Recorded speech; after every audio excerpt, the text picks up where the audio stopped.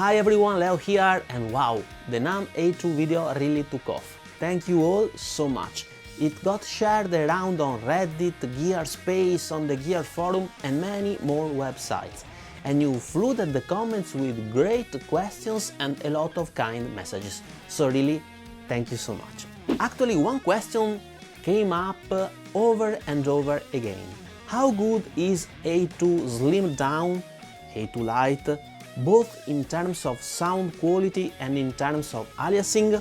In this video, that's exactly what we're going to answer, because I think it's a really important thing to clarify.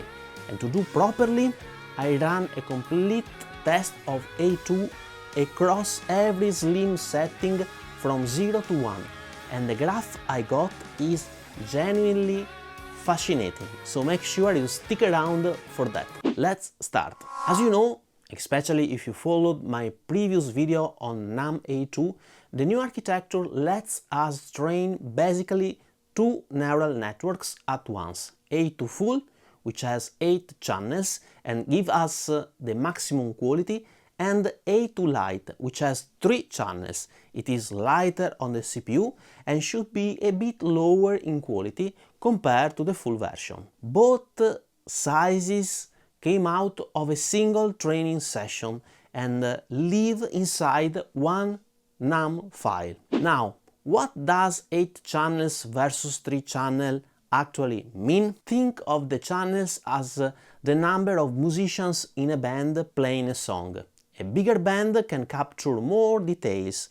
A smaller band is lighter to run but a little less rich. So, to compare A2 full against A2 Lite, we are going to run 3 tests: the NULL test, the aliasing test, and finally a more empirical test, where we listen to A2 full and A2 Lite against a real tube amp and check out how they handle dynamic range and note envelope. Let's start with the NULL test. If you don't know how a NULL test works, check out my previous A2 deep dive. First, real amp versus NULL A2 Lite. I mean, knob set to 0.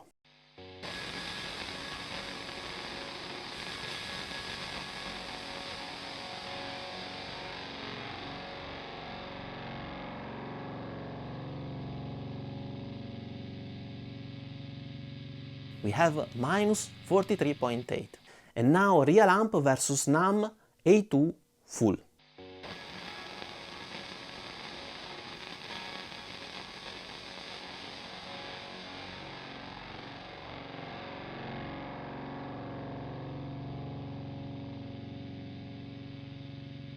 So we have minus 46 LUFS. So basically the A2 full is closer to the real amp, but that's something we have learned from my previous video, and it is not the most interesting part of this story. In fact, in the gateway plugin that we use to play NULL in our DAW, the size isn't shown as a light full switch. It's a knob that we can turn anywhere from 0 to 1.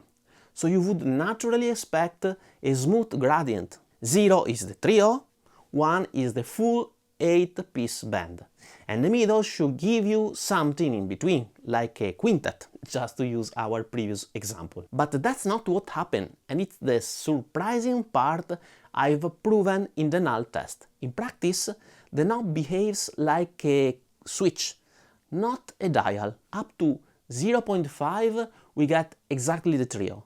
The moment we cross to 0.6, the whole band walks on at once and stays there for the rest of the range. There's no real quartet or quintet in between. It flips straight from light to full. So in the gateway plugin we actually have just 2 options behind the knob: light below 0.6, full from 0.6 up. This is actually the graph showing the NULL test result, starting with the knob at 0 all the way up to 1 at the step of 0.1.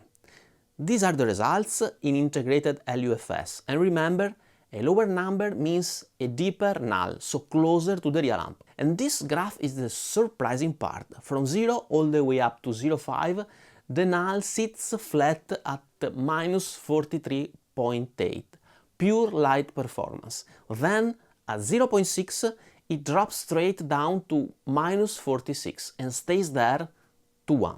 No gradual slope, no in-between values. A hard step right at 0.6. That's the exact point where you flip from light quality to full quality. And there is one more detail worth knowing. That the same 0.6 mark is also where the volume changes. Up to 0.6 the profile is about 0.2 dB quieter. From 0.6 up it bumps up by that 0.2 dB. So the quality jump and the volume jump together at the same switch point. Of course, in the NULL test I have normalized the volume and aligned the phases at sample level. This video actually took me a lot of time, therefore I kindly ask you to subscribe and ring the bell to help me to create more content like this. So, practically speaking, this knob isn't a fine quality dial, it's a two-position switch. Anything from 0 to 0.5 gives us light, anything from 0.6 to 1 gives us the full quality. This is really interesting in my opinion. Now, it's really important to understand how much quality we actually lose with A2 Lite, because it's probably going to be adopted by more hardware units, the ones with less processing power. And on the flip side, that also tells us how much quality we gain by spending more money on unit powerful enough to run A2 at full quality. More on that in my final 2 cents section of this video. Now the aliasing test. First, a sweep tone, then a riff that pushes the high frequency, and finally a look at the frequency response of all the tests together.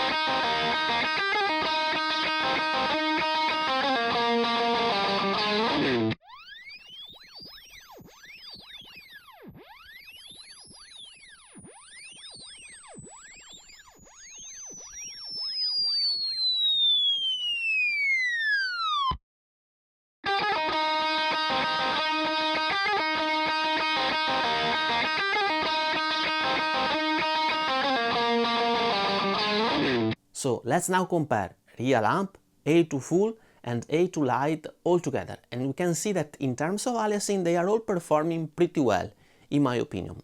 One thing worth pointing out here, the anti-aliasing in A2, the convolutional head and the gridding layers I've talked about in my previous video is part of the architecture itself, so it's present at every size, 3 or 8. That means on paper A2 Lite should keep almost all of A2 Full's aliasing behavior, even though it's a smaller network, and that's also what our tests are telling us. And now let's check the dynamic range and the note envelope.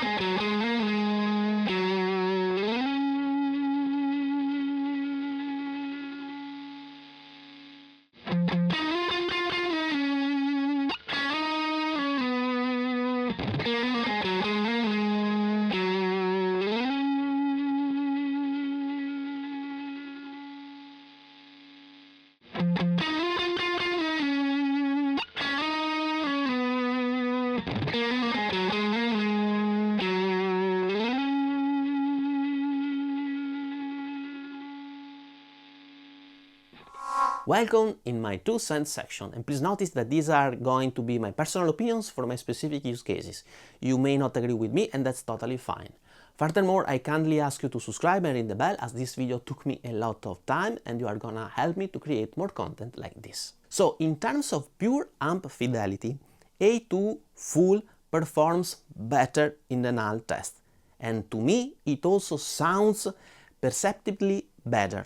A2 Lite to my ears is like a black and white photo versus a color one.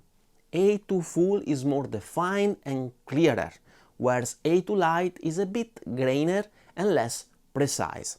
Furthermore, as we have proven in the NULL test, and this really surprised me a lot, the knob with which we select the quality of the profile in the gateway app in our DAW isn't a fine quality dial, it's a 2-position switch.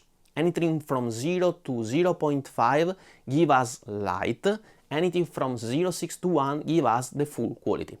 This is really interesting in my opinion. In terms of aliasing, though, I didn't notice a significant difference. To me, A2 full and A2 Lite are equally good at managing it, which actually makes sense given that the anti-aliasing machinery is structural and runs on at both sizes. So honestly, to me, A2 full sounds and feels clearly better than A2 Lite. And this brings me to something I think is really important to clarify. With A1, we saw a lot of brands take NUML and convert it into their own proprietary format. And that was a big differentiator in sound quality, because in my experience, the native NUML A1 usually sounded much better than the non-native converted versions. With A2, there's a similar risk, but with a twist.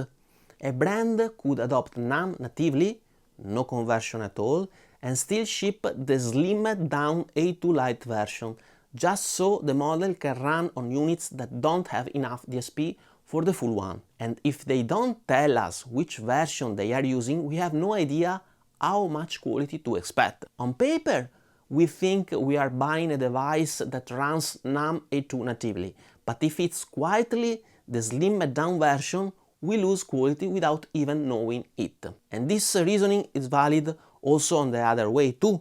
Brands that go with A2 full and build in the extra processing power to run it won't get the credit they deserve, and we won't understand why their unit costs more. So please, if you are a manufacturer, let us know which A2 size you are using in your product, full or light. It's an important distinguishing factor, and it could absolutely justify spending more on a device, in my opinion. And to everyone watching, please let me know what you think. Should brands be required to clearly state what they are offering, A2 full or A2 Lite?